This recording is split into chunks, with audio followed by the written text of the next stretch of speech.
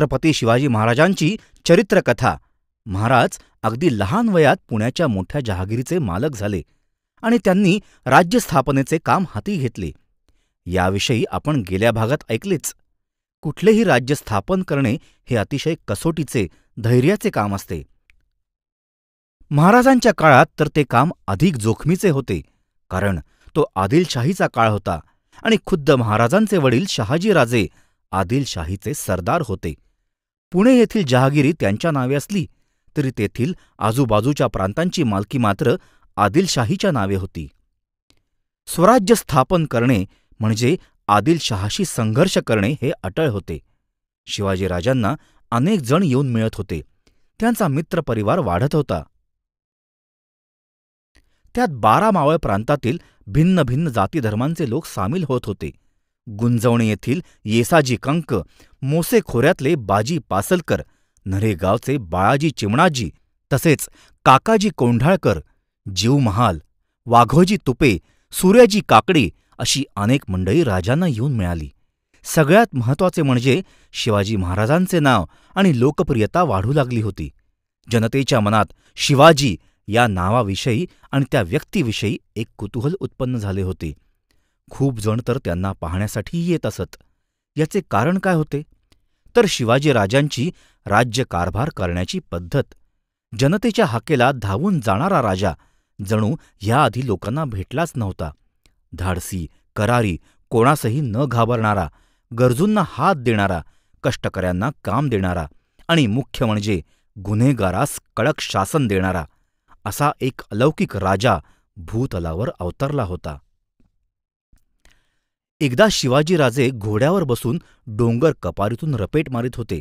तोच त्यांना एक व्याकुळ हाक ऐकू आली, "राजे, राजे!" शिवाजीराजांनी तत्काळ घोड्याचे लगाम खेचले आणि चहूकडे पाहिले तर एक इसम धावत त्यांच्याकडे येत होता. तो जीवाच्या आकांताने इतका वेगात धावत होता की 1-2दा तो खालीच पडला. तो पुन्हा उठला, महाराजांच्या जवळ आला आणि त्यांच्या पायाला मिठी मारून हुंदके देत रडायला लागला. शिवाजीराजांनी त्याला विचारले की काय झाले. त्या इसमाने जे सांगितले ते ऐकून राजे संतापाने थरथरू लागले. त्या इसमाची तरुण मुलगी पाणी भरायला गेली असताना गावच्या पाटलाने तिला पळवली आणि तिच्यावर अत्याचार केले होते. त्या मुलीने जीव दिला होता. पाटलाचे हे प्रताप साऱ्या गावाला ठाऊक होते, पण त्याच्याविरुद्ध ब्र काढण्याची कोणाची हिंमत नव्हती. तो प्रसंग ऐकून संतापलेल्या शिवाजीराजांनी येसाजी कंक याला हुकूम सोडला की आत्ताच्या आत्ता जाऊन त्या पाटलाला इथे हजर करा. पडत्या फळ्याची आज्ञा घेऊन येसाजी कंक दौडत निघून गेला. काही वेळाने पडलेला चेहरा घेऊन माघारी आला. त्या पाटलाने शिवाजीराजांना उलटा निरोप धाडला होता, "ते नावाचे राजे आहेत, मी गावचा पाटील आहे, मी येणार नाही." हे ऐकल्यावर राजांनी येसाजीच्या संगतीला 50 घोडेस्वार दिले आणि त्या पाटलाच्या मुसक्या आवळून त्याला महालात हजर करण्याचा हुकूम सोडला. येसाजीने हुकमाची तात्काळ अंमलबजावणी केली आणि त्या पाटलाला बांधून राजांच्या पुढे हजर केले. पाटील प्रचंड घाबरलेला होता. राजे त्याला म्हणाले, "काय पाटील, आम्ही नुसते नावाचे राजे आणि तुम्ही गावाचे पाटील ना? पण आम्ही धरतीचे पुत्र आहोत. परस्त्रीला माता भगिनी समान मानण्याचे जसे आमच्यावर संस्कार आहेत, तसेच प्रजेला नोकर न समजण्याचेही. नीट ऐकून ठेवा, प्रजा ही आपल्याला पोरासारखी असते. तुम्ही आम्ही तिचे पालन करते असतो. तुम्ही तर गावचे पाटील म्हणवता, मग आपल्याच प्रजेवर बलात्कार कसा करता? हा तर मुसलमानी रिवाज झाला की." महाराजांचे ते बोचरे शब्द ऐकून पाटलाच्या डोळ्यातून घळाघळा अश्रूच व्हायला लागले. तो पुन्हा पुन्हा महाराजांची माफी मागू लागला. महाराजांनी किंचितही दयामाया न दाखवता त्या पाटलाचे हात पाय तोडून त्याची त्याच्याच गावात गाढवावरून धिंड काढण्याची कठोर शिक्षा फर्मावली. दुसऱ्या दिवशी ही बातमी साऱ्या पुणे आणि आसपासच्या गावात वाऱ्यासारखी पसरली. ती ऐकून प्रत्येक गावच्या पाटील आणि देशमुखाच्या तोंडचे पाणीच पळाले. सर्वसामान्य लोक मात्र खुश झाले. शिवाजीराजांच्या रूपात त्यांना आपला पालनकर्ताच मिळाला. पुण्याच्या आसपास असलेली आळंदी आणि जेजुरी ही मंदिरे महाराजांना विशेष आवडायची. ते वरचेवर त्या मंदिरांना भेट देत असत. पण त्यांचे सगळ्यात आवडते देऊळ होते रोहिडेश्वर येथील शंकराचे. पुण्याजवळील भोर गावात रोहिडेश्वर किल्ला होता. त्या किल्ल्यावर हे प्राचीन देऊळ वसलेले होते. महाराज रोहिडेश्वरावर नेहमी जात असत. तेथे महादेवाच्या मूर्तीपुढे नतमस्तक झाल्यावर त्यांच्या मनातील खळबळ तात्पुरती का होईना शांत व्हायची. पण शिवाजी महाराजांच्या मनात नेमकी कुठली खळबळ होती? त्यांना असे वाटे की आपण फक्त नावाचे राजे आहोत. या मुलखावर आदिलशाहीची हुकूमत चालते. त्यांनी आक्रमण केले की कुणी काहीही करू शकत नाही. येथील जनता जणू काही निर्जीव पडलेली असते. आपल्यावर होणाऱ्या अन्यायाची तिला जाण नाही. मुळात जनतेत एकी नाही. पाटील देशमुख मंडळी ह्याचाच फायदा उचलतात. ही मंडळी देखील आदिलशहाच्या शाही फौजांना कायमची शरण आलेली दिसतात. त्या मंडळींना विश्वासात घेऊन एकत्रित करायला हवे. जहागीरदार, कुलकर्णी, पाटील, देशमुख, देसाई, देशपांडे यांच्यासोबत असंख्य मावळे, सामान्य जनता हे सगळे एकत्र आले तर निश्चितच काहीतरी बदल घडू शकेल. पण हे लवकर घडायला हवे. राजांच्या मनात ही खळबळ चालू होती. महाराज रोहिडेश्वराला आले की त्यांचे आसपासच्या गावात फिरणे व्हायचेच. इतर वेळी देखील ते ज्या ज्या गावी जात तेथील तळागाळातल्या लोकांशी संवाद साधित. त्यांच्या व्यथा अडचणी समजावून घेत. त्या गोरगरिबांच्या झोपड्यात खोपटात जाऊन त्यांची चटणी भाकरी मोठ्या आवडीने खाताना त्यांच्याशी तासनतास बोलून त्यांच्या अंतःकरणात विश्वास निर्माण करीत. शेती, पीक पाणी याविषयी जाणून घेत. कोंढाणा गडावर शहाजी राजांनी लष्करी केंद्र बनवले होते आणि त्याची व्यवस्था दादोजी कोंडेव पाहत होते.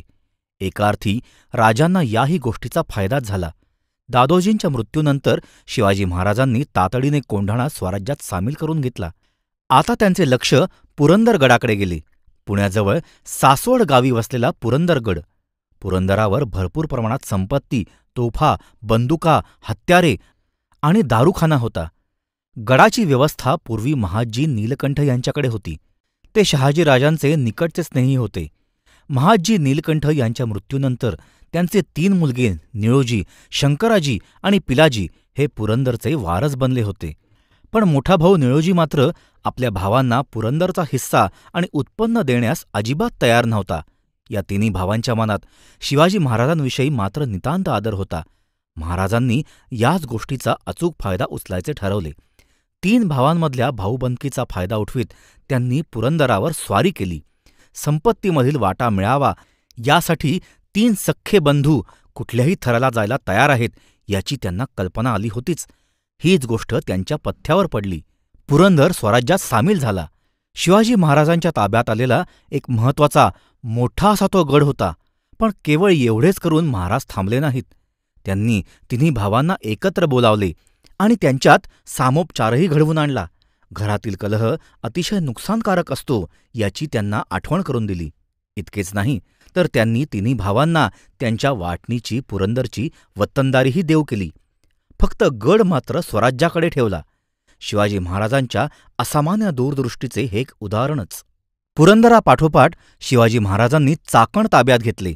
असे एक एक करीत स्वराज्याची भक्कम भिंत उभारली जाऊ लागली. रोहिडेश्वर, तोरणा, कोंढाणा, पुरंदर आणि चाकण या सर्व मोहिमांमध्ये शक्तीपेक्षा युक्तीचाच अधिक वापर होता आणि तसे करणे क्रमप्राप्तही होते. कारण शिवाजी महाराजांचे सैन्य अद्याप फार मोठे नव्हते. जेमतेम 7,000 मावळे त्यांच्या दिमतीला होते. त्यांना हाताशी घेऊन आदिलशहाच्या अफाट सैन्याशी युद्ध करणे केवळ अशक्यच होते. शिवाजी महाराजांनी स्वराज्य स्थापनेची सुरुवात करताना अतिशय सावधानता बाळगली होती. सगळ्यात आधी त्यांनी पुणे आणि आसपासच्या परिसरावर लक्ष केंद्रित केले. त्या भागातले गडकिल्ले ताब्यात घेतले. त्यामुळे पुणे विभागात शिवाजी या नावाचा एक दबदबा निर्माण झाला. शिवाजी महाराजांची कीर्ती कधी ना कधी आदिलशाहीपर्यंत पोचणार होतीच. त्यांनाही याची कल्पना होती. अखेर ज्या गोष्टीची ते अपेक्षा करीत होते तीच गोष्ट घडली. त्यांना विजापूरहून निरोप आला की आदिलशहाचा मुख्य सरदार फत्तेखान तातडीने इकडे येण्यास निघाला आहे. तो निरोप ऐकून शिवाजी महाराज जराही विचलित झाले नाहीत. त्यांनी नेहमीच्या धीरोदात्तपणे तयारी सुरू केली. बाजी पासलकर ह्याला बोलवून घेतले आणि म्हणाले, बाजी, फत्तेखान आमच्या भेटीस येतो आहे. जरा उशीरच झालाय, पण आम्ही त्याच्या भेटीस आतुर आहोत. चला, तयारीला लागा. फत्तेखानाला पुरंदरावर भेटूयात. तुम्ही नेतृत्व करावे. शिवाजी महाराजांना काय म्हणायचे ते बाजी पासलकरला लगेच समजले. तो आनंदानं तयार झाला. शिवाजी महाराजांना मुजरा करून बाजी म्हणाला, "महाराज, मनगट शाबूत आहे, फक्त आज्ञा करावी." ही लढाई करण्याआधी शिवाजी महाराजांनी आपला पुण्याचा सर्व खजिना तातडीने तोरणा किल्ल्यावर हलवला. बाजी, तानाजी, फिरंगोजी आणि बाकीच्या मावळ्यांना पटापट सूचना गेल्या. शिवाजी महाराज पुण्याहून पुरंदरावर निघाले, फत्तेखानाचा समाचार घेण्यासाठी. ही स्वराज्याची पहिलीच लढाई असणार होती, त्यामुळे तर सगळ्यांच्या अंगात दुप्पट उत्साह संचारला होता. शिवाजी महाराजांचे मावळे आदिलशहाच्या फत्तेखान, फाजलशाह, असफशाह या सरदारांच्या सैन्यावर अक्षरशः तुटून पडले. हर हर महादेवच्या गर्जनेने आदिलशाही सैन्य गांगरून गेले. मराठ्यांकडून इतक्या प्रखर आणि कडव्या आक्रमणाची त्यांना स्वप्नातही अपेक्षा नव्हती. बाजी पासलकरच्या नेतृत्वाखाली मराठ्यांनी ही लढाई जिंकली. पुरंदरावर भरपूर लूट गोळा केली आणि स्वराज्याच्या चरणी अर्पण केली. पुरंदरगड स्वराज्यात आला. पुरंदरच्या लढाईत ज्यांनी शौर्य गाजवले त्या सर्व मावळ्यांचा शिवाजी महाराजांनी यथोचित सत्कार केला. जे मावळे या लढाईत धारातीर्थी पडले त्यांच्या कुटुंबियांना आर्थिक मदत दिली. पण पुरंदरावर फत्तेखानाच्या सैन्याशी जीवाची बाजी लावून लढणारे बाजी पासलकर मात्र कायमचे गमावले. याचे शिवाजी महाराजांना खूप दुःख झाले. पुरंदरासारखा मोठा गड हाती आला, पण बाजी पासलकरसारखा मोहरा मात्र गमावला. 18 वर्षे वयाच्या शिवाजीच्या मांडीवर 65 वर्षांच्या बाजी पासलकरने प्राण सोडला. त्याची तशीच इच्छा होती आणि ती पूर्ण झाली. मित्रांनो, ही तर केवळ स्वराज्य स्थापनेची सुरुवात होती. पुरंदरची लढाई ही शिवाजी महाराजांच्या जीवनातली पहिली लढाई होती. भविष्यात त्यांना अशा अनेक आणि याहूनही अवघड लढायांना तोंड द्यावे लागणार होते. त्यात बाजी पासलकरसारखे अनेक मोहरे कामी येणार होते. त्या सर्वांच्या रक्तानेच मराठ्यांचे स्वराज्य नाहून निघणार होते. स्वराज्य हे एकट्या दुकट्याचे नसतेच, ते सर्वांचेच असते. हे राज्य व्हावे ही तो श्रींचीच इच्छा. ती इच्छा पूर्ण करण्यासाठीच तर बाजी पासलकरसारखे शिलेदार जन्माला आले आणि हसत हसत धारातीर्थी पडले. शिवाजी महाराज आणि त्यांचे शिलेदार यांविषयी आपण ऐकणार आहोत पुढील भागात.